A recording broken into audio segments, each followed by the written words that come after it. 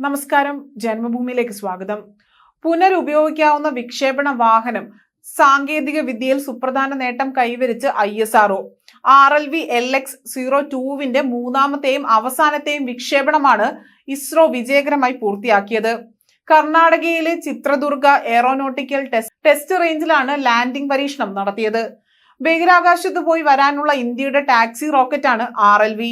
പുനരുപയോഗിക്കാവുന്ന റോക്കറ്റിന്റെ ആദ്യ 2 പരീക്ഷണങ്ങളും വിജയകരമായിരുന്നു.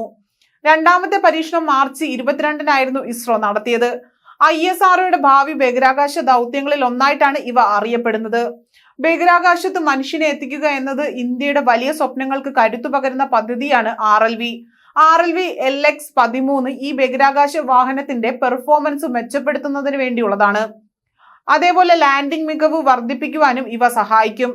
അതേസമയം അടുത്ത ഘട്ടം ഓർബിറ്റൽ റീ എൻട്രി വെഹിക്കിൾ അഥവാ ORV ഭൂമിയിലിറക്കുന്ന പരീക്ഷണങ്ങളാണ്.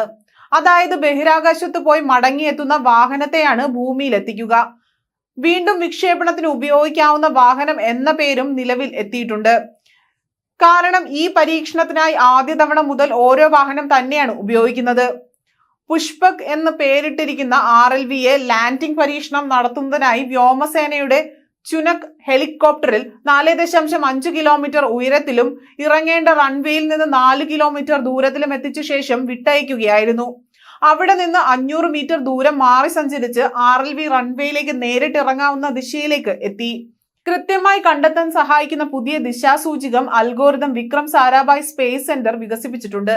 അതേസമയം മുൻപുണ്ടായിരുന്ന LX മോഡലുകളെ അപേക്ഷിച്ച് RLV ദൗത്യം വളരെ വെല്ലുവിളിയായിരുന്നുവെന്ന് Vikram Sarabhai space centre director S. Unnikrishnan Nair പറഞ്ഞു. കാരണം LX-02വിനെ അപേക്ഷിച്ചിട്ടുള്ള പരീക്ഷണ വ്യാപ്തി വളരെ വലുതാണ്. 500 മീറ്ററാണ് ഇതിന്റെ ഇന്റർനാഷണൽ ക്രോക്സ് റേഞ്ച് എയർ മേഖല. പുതിയ സംവിധാനത്തിലൂടെ കൃത്യമായ ദിശയിൽ ഇവയെ ഇറക്കാൻ സാധിക്കും.